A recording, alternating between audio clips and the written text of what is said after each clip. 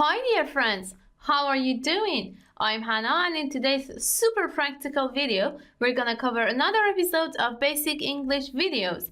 In this video, we're gonna learn new grammatical structures which are very useful. سلام دوستای عزیزم، حالتون چطوره؟ هانا هستم از تیم فرازبان. امروز میخوایم یه درس فوق‌العاده کاربردی از سری درس‌های انگلیسی مقدماتیمون رو با هم کاور بکنیم.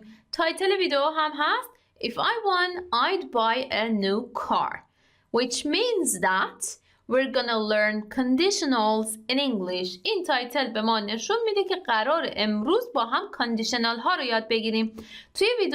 توی چند تا ویدیوی قبلی کاندیشنال تایپ 1 رو با هم کاملا بررسی کردیم، تمرین کردیم. امروز یه مرور خیلی سریع به اون کاندیشنال میکنیم، به اضافه اینکه قرار کاندیشنال تایپ 2 و 3 هم یاد بگیریم. پس تا پایان ویدیو همراه من باشید تا این کاندیشنال ها و نکات زیاد بسیاری دیگر رو هم یاد بگیریم.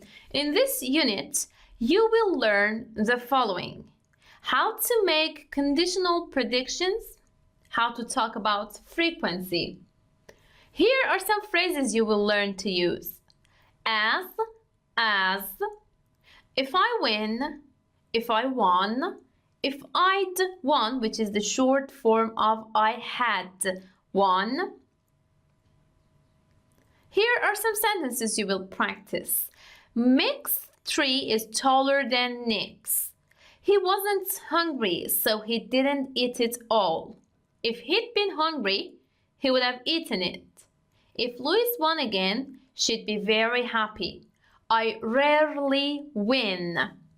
بریم سراغ نکات این ویدیو. A bowl. A bowl. The bowl is empty. The bowl is full.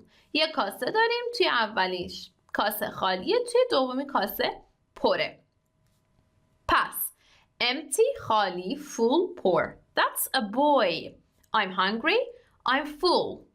این یه پسره که اول گشنشه، بعد که غذا خورد سیر. پس full هم میتونه معنی پر بده، هم میتونه معنی سیر. سیر از لحاظ اینکه غذا خوردید، سیر شدید.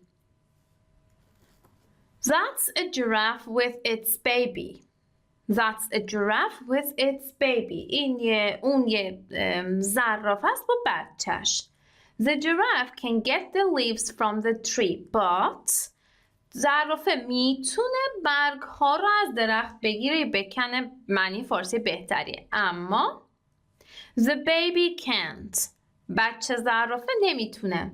So the mother giraffe gets some leaves down for the baby so that it can eat too. پس مامان زرافه یه سری برگ از میاره پایین برای بچه که اون هم بتونه غذا بخوره.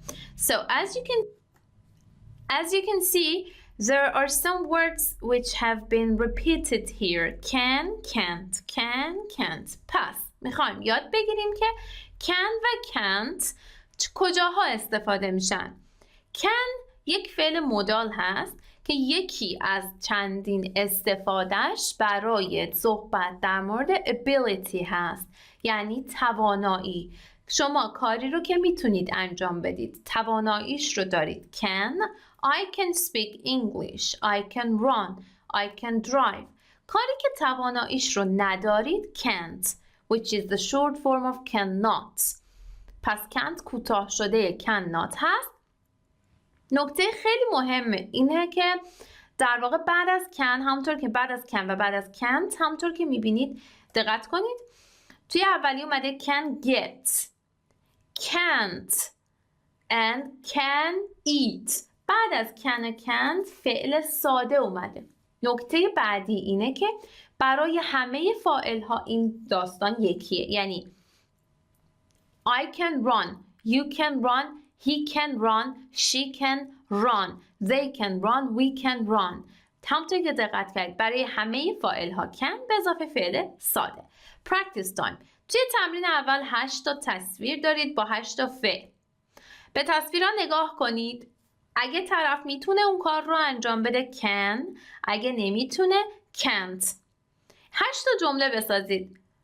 به اولی دقت کنید کسی که پاش شکسته. So we say he can't jump.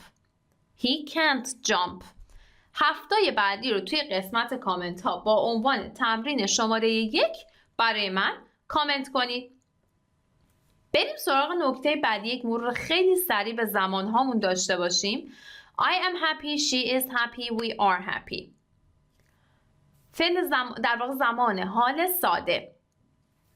ما اگه بخوایم این زمان رو در واقع سوالی براش بسازیم، فعل کمکیمون am, is, are هستن. پس نکته اول، برای زمان حال ساده با افعال to be، همین to be مون میشه am, is, are. اگه بخوایم yes no question یا WH question بسازیم، از am و is و are استفاده میکنیم. مثال پایین I study English, she watches TV, we go home. این هم زمان حال ساده است، منتها بالا با to be verb بود، این با افعال دیگه، افعال اصلی مثل study, watch, go. این حالت زمان حال ساده فعلای کمکیمون بود do و does. برای he, she, it does، برای بقیه فاعل ها do. پس اگه بخوایم سوالی کنیم do, does، حتی منفی هم بخوایم بکنیم همینطور don't, doesn't. بریم سراغ زمان بعدی. I am singing, he is singing, they are singing. زمان حال استمراری. توی زمان حال استمراری افعال کمکی برای سوال و منفی am, is, are. Are you singing? Is he singing? He isn't singing. Present perfect. I have watched it.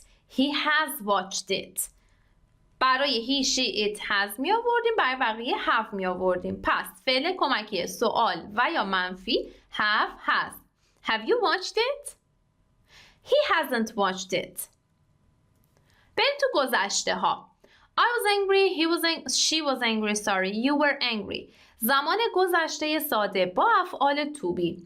فعل کمکیمون توی این حالت was و were هستن. یعنی اگه بخوایم سوال بسازیم یا منفی کنیم با was و were این کار رو میکنیم. I wasn't angry, she wasn't angry, were you angry. توی پایینی میخوایم در واقع برای گذشته ساده با افعالی به غیر از to be verb، با افعال اصلی study, go, buy اینها رو بررسی کنیم. I studied English, he went home, they bought a car. اینجا اگه میخواستیم سوال بپرسیم گفتیم Did you study English? Did he go home? همونطور که میبینید برای سوالی did. اگه میخوایم منفی کنیم He didn't go home. پس برای سوالی و منفی از did استفاده میکنیم. پس فعل کمکیمون did هست. I was washing the dishes, he was washing the dishes, they were washing the dishes. اینجا هم گذشته استمراریه، فعل کمکیمون was و were هستن.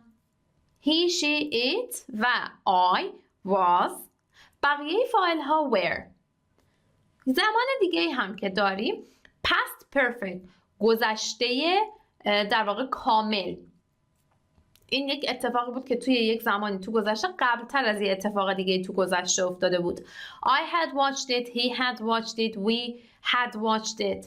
پس فعل کمکی سوالی و منفیمون برای سوالی و منفی درست کردن had هست. I hadn't watched it. Had you watched it? یه مرور سریع هم روی آینده داشته باشیم. I will help you, he will help you, they will help you. گذشته ساده با آینده ساده با will. خیلی راحت هست، برای همه فاعل ها will میاد به اضافه فعل ساده و وقتی هم بخوایم سوال بسازیم دقیقا با همین میاریم. Will you help me? Will they help you? و برای منفی ساختنش هم همینطور. He will not help you که مخففش میگیم he won't help you. یه زمان آینده هم داریم، آینده going to. I am going to call her. He is going to call her. They are going to call her. اینجا هم با going to برای آینده افعال کمکیمون که بخوایم سوال بسازیم یا بخوایم جمله منفی بسازیم همون am و is و are هستن. یعنی اگه بخوایم سوال بسازیم میگیم Are you going to call her؟ اگه هم بخوایم منفی بکنیم اینا خودشون افعال کمکی هستن. یعنی چی؟ یعنی یه not به اینا میچسبه. I am not going to call her. و افعال مدال مثل can, should, would اینها هم اگه بخوایم باشون سوال بسازیم خودشون برای سوال میان. Can you run? What can you do? و اگه هم بخوایم منفی بکنیم خودشون not بهشون میچسبه. Can not, should not, would not. مثل did not. پس وقتی میگیم فعل کمکی منظورم اینه که میخوایم سوال بسازیم از اون استفاده میکنیم و میخوایم منفی بکنیم not رو به اون میچسبونیم. اوکی؟ حالا بریم سراغ شرطی نوع اولمون که قبلتر در موردش توی ویدیوهای قبلی با هم صحبت کرده بودیم ولی میخوایم یه مرور کلی داشته باشیم. If we catch some fish, we'll eat them for dinner. If we don't catch some fish, we won't eat them. If it rains, we won't go out. If it doesn't rain, we will go out. We will go out if it doesn't rain. همه اینا جملاتی هستن که توی انگلیسی بهشون میگفتیم شرطی نوع اول. شرطی نوع اول همونطور که میبینید به زمان حال و آینده اشاره میکنه. در واقع در مورد یک موقعیت ریل، واقعی، مبتنی بر حقیقت یا یک چیزی که محتمل ممکنه که اتفاق بیفته صحبت میکنه. اگه این بشه این خواهد شد. پس شرطی نوع اول توی حال آینده اتفاق میافتاد. ریل هست، در واقع در مورد یک موقعیت مبتنی بر حقیقت یا یک شرط ممکن و محتمل صحبت میکنه. دو تا کلاز داشتیم توی یک شرطی. کلازی که با if شروع میشد و اون یک کلاس. کلازی که با if شروع میشه توی شرطی نوع اول همونطور که میبینید catch, don't, rains, doesn't در واقع زمانش present simple هست، حال ساده present simple. و توی اون یکی کلاس که اینجا هست ما میگیم if کلاس، یعنی کلازی که با کلمه if شروع میشه، و main کلاس کلازی که ifی اولش نداره، اون یکی کلاس. اینجا زمانش future with will هست، یعنی با will استفاده میکنیم. بعدها یاد میگیریم که ممکنه کلمات دیگه مثل can اینجا بیاد. پس این شد ساختار ما. یه نکته دیگه اینجا هست، شما میتونید هر دو تا کلازتون مثبت باشه، میتونید یکیش منفی باشه مثل این، یکیش منفی باشه و یکی مثبت، یا اینوری منفی باشه و یکی مثبت، یا هر دو تا منفی. دیگه بستگی به چیزی داره که میخواین بگین. توی 4 تا مثال اول if اول اومد، if clause اول اومد، main clause بعدی. حالا تو مثال آخر we will go out if it doesn't rain. چه اتفاق افتاد؟ جای clause ها عوض شد. if clause زمانش present simple، main clause future with will. حالا بریم سراغ ساختارش. If it doesn't rain, we will go out. We will go out if it doesn't rain. میتونید دو حالت این جمله ها رو بیارید. اگه if clause رو بیارید، دو تا clause ها رو بیارید. اگه if clause رو بیارید، باید بین اگه if clause اول بیاد، باید بین if clause و main clause یک کاما بیارید. همونطور که میبینید. If it doesn't rain, we will go out. و اینجا هم اگه بخواید اول با main clause شروع کنید، دیگه وسطش هیچ کامایی نیارید، بلافاصله بعدش if clause رو بیارید. دو تا مثال براتون زدم به حالت سوال. Will you tell Mary if you see her? What will you do if it snows tomorrow? پس اگه بخوایم جمله شرطی رو سوالی بکنیم، قسمت main clauseش به شکل سوالی در میاد. این نکته خیلی مهمه. توی این قسمت 10 تا جمله داریم با 10 تا فعل که پایین اومده. شما توی قسمت کامنت ها با عنوان تمرین شماره 2 تمام این جملات رو، یا حتی 2 تاش سواله، 3 تاش سواله، این جملات یا سوال ها رو به فرم شرطی نوع اول برای من کامنت بکنید. حواستون به زمان ها، به اینکه اول مین کلاز اومده یا ایف کلاز باشه، به اینکه سوال میخوایم بسازیم حتما باید مین کلاز به فرم سوال در بیاد. توی قسمت کامنت ها حتما برای من کامنت بکنید. If he's hungry, he'll eat it all. اگه گرسنه است همشو خواهد خورد. این شرطی نوع اوله. این آقا گرسنه بود، همه رو خورد. گفته he was hungry, so he ate it all. گرسنه بود پس همشو خورد. این دو جمله هم he was hungry, he ate میدونیم که گذشته ساده است. بریم بعدی. If he was hungry, he would eat it all. الان میخوایم این رو یاد بگیریم که بگیم اگه گشنه بود، اگه گشنه باشه میخوره. He wasn't hungry, so he didn't eat it all. گشنه نبود پس همشو نخورد. الان یه تفاوت خیلی مهم بین این جمله if he was hungry he would eat it all هست با جمله‌ای که گفتیم if he is hungry he will eat it. این جمله شرطی نوع دومه. شرطی نوع دوم یه نقطه مشترکی با شرطی نوع اول داره، اونم اینه که تو حال و آینده، در مورد حال و آینده صحبت میکنه. اما مهمترین تفاوت شرطی نوع اول با نوع دوم در ریل و غیر ریل بودنشه. ما گفتیم شرطی نوع اول ریل هست، در واقع یه موقعیت مبتنی بر حقیقت یا شرط محتمل رو توضیح میده.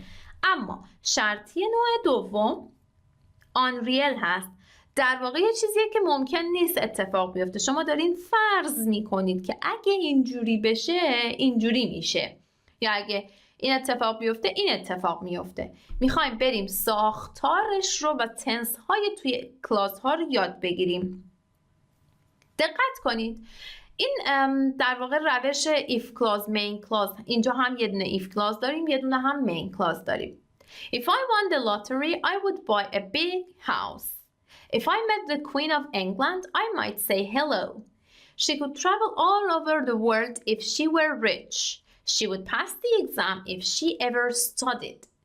همونطور که میتونید ببینید و یه مروری هم روی زمانها داشتیم، میتونید سریع متوجه بشید که تنس توی if clause past simple هست، گذشته ساده، و توی main clause هم از would، could، might به اضافه فعل به صورت ساده. دقت بکنید would buy، might say، could travel، would pass، از اینها would، could، might به اضافه بیس فرم فعل استفاده میکنیم.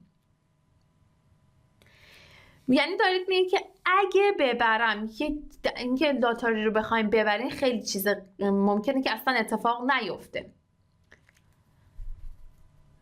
پس این شد داریم در مورد یک شرایط آن ریل صحبت میکنیم. این باز هم درسته، میتونیم یکیش منفی باشه و یکی مثبت، یا هر دوتا منفی یا هر دوتا مثبت. در مورد قرار گرفتنشون هم باز همینه. اگه if clause رو اول بیارید حتما کاما بیارید، بعد main clause.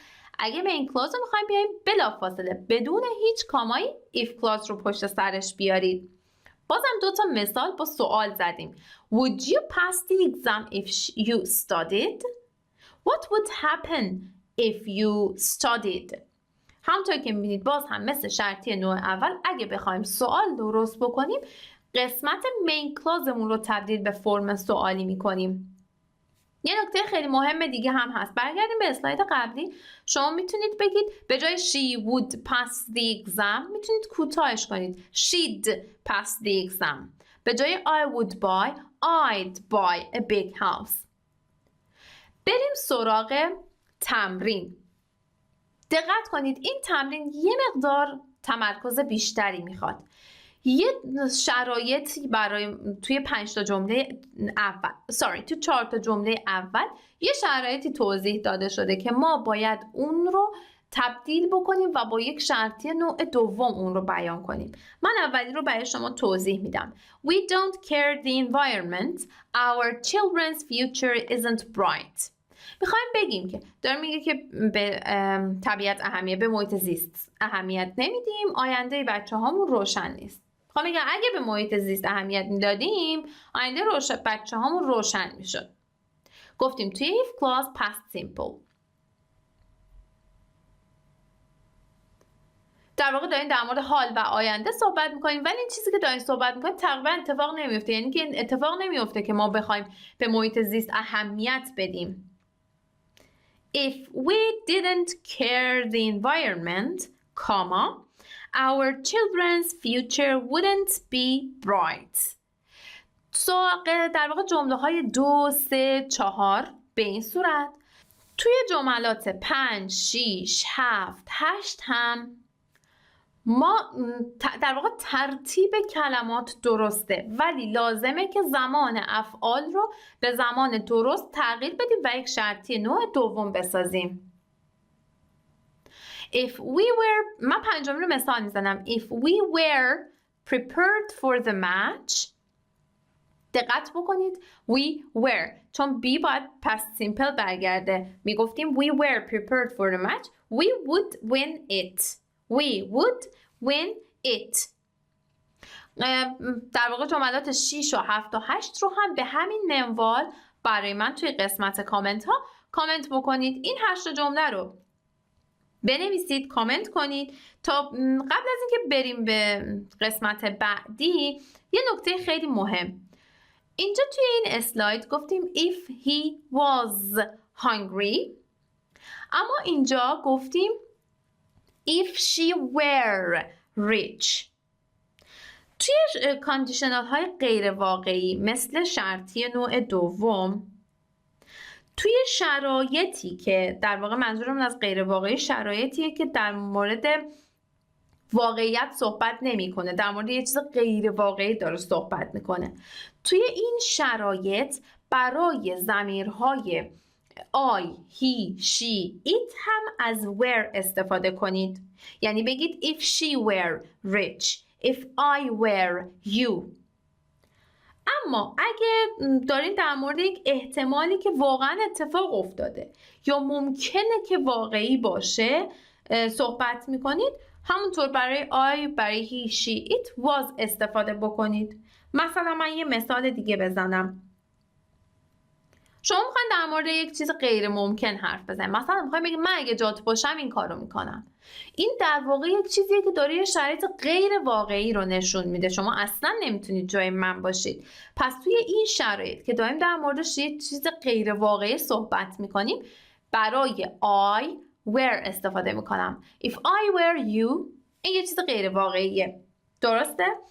اما یه شرایطی پیش میاد که مثلا میخوایم بگیم که در مورد یک چیزی که ممکنه اتفاق بیفته، ممکنه درست باشه صحبت بکنیم. مثلا میخوایم بگیم که اگه دیر رسیده بودم بیچاره بودم. این شرایط.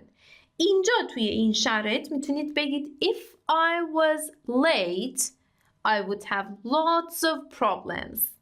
پس اگه در مورد unreality صحبت میکنیم، در واقع یک چیزی که واقعی نیست، از برای فاعل های I, he, she, it از were استفاده بکنید. اما when you're talking about a possibility that did happen or might be true, use was and would as you normally would. I was, he was, she was, you were. تفاوت اینها was و were این به این معنی نیست که اگه شما بگید if she were غلطه. نه، این دلیلش این بود. بریم سراغ قسمت بعدی. If he'd been hungry, he would have eaten it. این he'd been, he had been هست. If he had been hungry, he would have eaten it. قبل از اینکه بخونیم یه توضیح در مورد شرطی نوع سوم بدیم. We use third conditional sentences when we imagine a different past, where something did or did not happen and we imagine a different result. دقت بکنید، در واقع ما شرطی نوع سوم رو برای وقتی استفاده می کنیم که داریم یک گذشته متفاوتی رو تصور می کنیم. یعنی چی؟ یعنی اینکه یه چیزی تو گذشته اتفاق افتاده، ما الان داریم تصور میکنیم وای اگه اتفاق نیفتاده بود اینجوری میشد. یه چیزی اتفاق نیفتاده داریم میگیم وای اگه اتفاق افتاده بود اینجوری میشد. پس اولین نکته اینه که شرطی نوع سوم در مورد گذشته صحبت میکنه.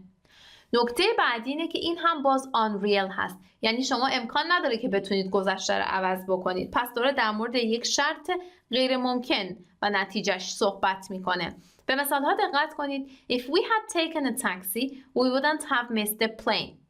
If I hadn't eaten so much, I wouldn't have felt sick. She wouldn't have been tired if she had gone to bed earlier. دقت بکنید زمانها رو توی if clause had taken, had eaten, have been. had gone. توی if clause زمان ما past perfect هست. گذشته بعید یا گذشته کامل. had به اضافه قسمت سوم فعل. این میشه ساختار past perfect. توی main clause دقت کنید wouldn't have missed, wouldn't have felt, wouldn't have been. پس توی main clause از would, could, might به اضافه have و قسمت سوم افعال استفاده میشه. یک مقداری چون طولانی تره ممکنه که یادگیریش و یاد گرفتن ساختارش برای شما سخت باشه، ولی همش با تمرین درست میشه. دقت بکنید این هم باز همونه. اگه مثل بقیه شرطی ها اگه بخواین اول ایف کلاز رو بیارید بعد کاما بعد مین کلاز بعد بیاد، ولی اگه اول مین کلاز رو بیارید بلافاصله بدون هیچ کامای ایف کلاز. اگه هم بخواید سوالی بکنید قسمت مین کلازتون تبدیل به سوال میشه. پس توی ایف کلاز past perfect، توی مین کلاز would could might plus have plus past participle. این past participle افعال هم لازمه که افعالی که با قاعده هستن خیلی راحت ایدی میگیرن. افعالی که بی قاعده هستن لازمه که به مرور افعالشون رو یاد بگیرید و حفظ بکنید. این تمرین ممکن از بقیه تمرین ها یه مقداری بیشتر ازتون وقت بگیره. پس اصلا عجله نکنید، ویدیو رو پاز بکنید، 8 جمله رو بخونید با آرامش و صبر. جملات رو در واقع شرطی نوع سوم بسازید. توی قسمت کامنت ها برای من با عنوان تمرین شماره 4 حتما کامنت بکنید. بریم سراغ بقیه درسمون. If I win, I'll buy a new car. اگه من برنده شم یه ماشین جدید میخرم. پس دیگه ما همه شرطی ها رو بلدیم. If I won, I'd buy a new car. دقت بکنید این داره در مورد حال آینده صحبت میکنه و چرا؟ چون یه شرکت کننده یا نه، پس امکان داره که برنده بشه، ولی این آقا توی شرکت کننده ها نیست. پس داره میگه if I won I'd buy a new car. این unreal، این نمیتونه اونجا باشه الان. If I'd won I'd have bought a new car but I didn't win so I'll buy a new bicycle instead. دقت بکنید این کسی هم که نفر سوم شده توی ذهنش داره میگه اگه برده بودم یه ماشین جدید میخریدم، ولی نبردم پس به جاش دوچرخه جدید میخرم. داره یه گذشته متفاوتی رو برای خودش تصور میکنه که در واقع غیر ممکن هم هست چون گذشته اتفاق افتاده و تموم شده. به خاطر همین از شرطی نوع سوم استفاده کرده. Okay, I'm Nick. Mick's tree is taller than Nick's. من نیکم. درخت میک از درخت نیک بلندتره. ساختار comparative adjectives رو توی 2-3 تا ویدیو پشت سر هم کامل و با تمرین ها با هم مرور کردیم و یاد گرفتیم. taller than, bigger than, more expensive than. حالا توی قسمت دوم Nick's tree is getting taller. درخت نیک داره بلندتر میشه. Nick's tree is as tall as Mick's. درخت نیک به بلندی درخت میک هست. Okay? But in 4 say Nick's tree is taller than Mick's. درخت نیک از درخت میک بلندتر شد. از کوتاه شروع شد همینجوری رسید به اون و بعدش هم که بلند شد. بریم سراغ قبل از اینکه تموم بکنیم این اسلاید رو، بریم سراغ این ساختار as tall as. دقت بکنید میخوایم بگیم به بلندی یک چیزی. اینجا گفتیم as tall as. We use as plus adjective plus as to make comparisons when the things we are comparing are equal in some way. وقتی میخوایم دو تا چیز رو با هم مقایسه کنیم که اون دو تا چیز به هر طریق یک چیز مشترک دارن، یک چیز مساوی هستن. مثلا توی این تصویر میخوایم بگیم که این دو تا درخت از لحاظ بلندی با هم مساویان، یعنی بلندی این با بلندی این یکیه. وقتی بخوایم دو تا چیز رو با هم مقایسه کنیم که از یک وجهی با هم مساوی هستن، از ساختار از به اضافه صفت به اضافه از استفاده میکنیم. اینجا میخوایم بگیم همقدن درختها as tall as.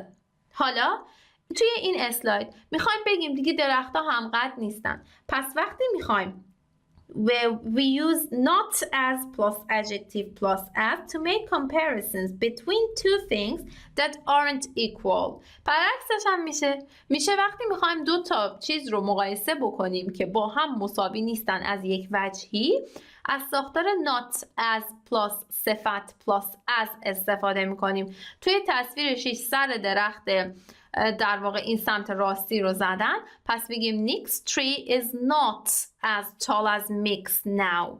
وقتی دو تا چیز مقایسه میشن از یک وجهی با هم مساویان، as plus adjective plus as وقتی دو تا چیز مقایسه میشن و با هم مساوی نیستن از یک وجهی not as plus adjective plus as. این هم تمرینش توی این 10 تا جمله این دو تا سمت رو با هم مقایسه بکنید. اگه not نیومده یعنی که میخوایم مثبتش رو مقایسه کنیم. میخوایم بگیم John is as tall as Glenn. برای جملات 1 2 3 4 و همینطور جمله 9 میخوایم از ساختار as plus adjective plus as استفاده بکنیم. ولی توی بقیه جمله ها همونطور که میبینید not اومده. پس توی بقیه جمله ها از ساختار not as plus adjective plus as استفاده میکنیم. این رو هم توی قسمت کامنت ها با عنوان تمرین شماره 5 برای من کامنت بکنید. بریم سراغ نکته آخر. I always win. If Paul wins again, he'll get another trophy. من همیشه میبرم. داره میگه اگه پال دوباره ببره یه دونه جام دیگه میگیره. تو شماره 2 میگه I often win. If Linda always won, she'd have as many trophies as Paul. دقت بکنید. لیندا داره میگه من به اغلب اوقات برنده میشم. داره میگیم اگه لیندا همیشه برنده میشد، این یک چیزیه که امکان نداره چون همیشه برنده نشده، آن ریل هست. اگه همیشه برنده میشد، اگه همیشه برنده بشه، تروفیاش هم اندازه پال میشه، به همون تعداد تروفی خواهد داشت که پال داره. اوکی؟ I sometimes win. If Tex won again, he'd get another trophy. اگه تکس یک بار دیگه ببره یه جام دیگه خواهد برد. I sometimes. اینم خانمه داره میگه I rarely. من به ندرت برنده میشم. If Louis won again, she'd be very happy. اگه لوئیس یه بار دیگه برنده بشه خیلی خوشحال میشه. ولی این ممکن در واقع غیر محتمله چون ممکنه که هرگز برنده نشه. I never win. If Phil won a race, he'd get his first trophy. این آقا هم هیچ وقت برنده نمیشه. میگه که اگه برنده بشه یه در واقع اولین تروفیش رو میگیره. حالا میخوایم بریم شرطیش رو نوع 3 رو ببینیم. I never won. این توی گذشته اصلا برنده نشده. پس if George had won some races, he'd have some trophies.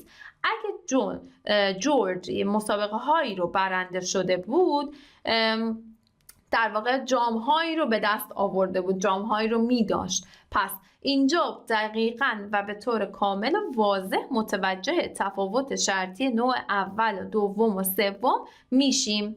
اوکی؟ اینجا چند تا کلمه دیدیم. never, rarely, sometimes, often, always. اینها همون در واقع adverb of frequency هایی بودن که توی ویدیوهای اول کامل با هم یاد گرفته بودیم. adverb of frequency ها قیدهای تکراری بودن که نشون میدادن شما چقدر یک کاری رو انجام میدادید. میگفتیم I always study. من همیشه درس میخونم. I often study. I rarely study. این هم ترتیبشون بود. در واقع درصدهای always همیشه تا همینطور کم میشه و میومد به never که 0%. never یعنی هرگز. میگفتیم I always win. یعنی جایگاه adverb of frequency قبل از فعل اصلی بود. I always win. She always wins.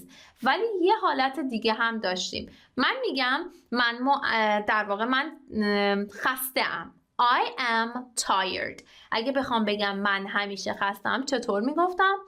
I am always tired. پس نکته بعدیمون این بود که adverb of frequency قبل از فعل‌های اصلی یا بعد از to be verb می اومدن. یک بار دیگه مثال میزنم. I am always tired. I always win. اینا همه رو با هم adverb of frequency رو با تمرین‌هاش توی ویدیوهای اولیه مقدماتیمون یاد گرفته بودیم. حالا بریم سراغ خانواده بنسون. Hi Tom, hi Ann, hi Jill, hi Ben. It's good to see you again. خوبه که میبینمتون دوباره. Yes, you too. آره همچنین. What a surprise to see you here. چه سورپرایزی که اینجا دیدیمتون. We're having dinner with our Uncle Kim and cousin Sue from Arthurton and with our parents. ما داریم با داییمون کیم و دختر داییمون سو از آرتورتون غذا میخوریم و همطور با والدینمون. Look everyone, this is Jill and Ben. ببینید همگی ببینید جیل و بن هستن. Hi Jill and Ben, pleased to meet you. سلام جیل و بن، خوشحالیم از دیدنتون، از آشناییتون. We met them at a party a few weeks ago. ما اونا رو چند هفته پیش تو مهمونی دیدیم. Are you having dinner here? اینجا شام میخوریم؟ Yes, we come here often. It's a good restaurant. آره ما اغلب میایم اینجا، رستوران خوبیه. We could come here more often if it wasn't so expensive. اگه خیلی گرون نبود میتونستیم در واقع خیلی بیشتر اینجا بیایم. The food is excellent but the service is a bit slow. غذا عالیه اما خدمات رسانی یکم ضعیفه. We'd better go back to our table, Jill. بهتره برگردیم سر میزمون جیل. Yes, okay Ben. We'll see you later. آره بن. اوکی باشه بن. بعدا میبینیمتون. Yes, bye. It was nice of them to come over and say hello. خیلی خوبیشونو میرسونه که اومدن و سلام کردن. Yes, they're good friends. آره دوستای خوبی هن. Shall we order desserts now? الان دسر سفارش بدیم؟ Oh no, I'm full. I can't eat anymore. وای نه من سیرم. من دیگه نمیتونم بیشتر غذا بخورم. Oh, I don't need dessert either, but the children might want some. نه منم دسر نمیخوام. نیازی ندارم. ولی بچه ها ممکنه بخوان. Yes, I'd like some ice cream. آره من یکم بستنی میخوام. Not for me, I'm full. من سیرم. So am I don't want dessert. منم سیرم. من دسر نمیخوام. If I'm the only one having desserts, I'll have some ice cream at home. اگه من تنها کسیم که دسر میخوره یه ذره بستنی خونه میخورم. Are you sure? مطمئنی؟ Yes, that's fine. آره اوکیه. Could I have the bill please? میتونم صورت حساب داشته باشم لطفاً؟ Certainly sir. بله قطعاً آقا. No Jim, I'll pay. نه جیم من پرداخت میکنم. یه سری کلمات خیلی در واقع تعداد کلماتی که امروز یاد گرفتیم یکم کم بود ولی نکته‌های گرامری که یاد گرفتیم خیلی زیاد بود. Always, empty, never, rarely, can't, full, often, sometimes. به پایان این ویدیو رسیدیم. امیدوارم ویدیو براتون مفید بوده باشه و تونسته باشه این ساختارهای گرامری خیلی مهم رو یاد بگیرید. اگر اینطور بود لطفاً ویدیو رو لایک کنید و حتما با دوستاتون به اشتراک بذارید. حتما هم یادتون باشه که توی قسمت کامنت ها تمرین ها رو برای من جوابشون رو کامنت کنید. مرسی از اینکه تا پایان این ویدیو هم همراه من بودید و تا ویدیوی بعدی روزتون بخیر.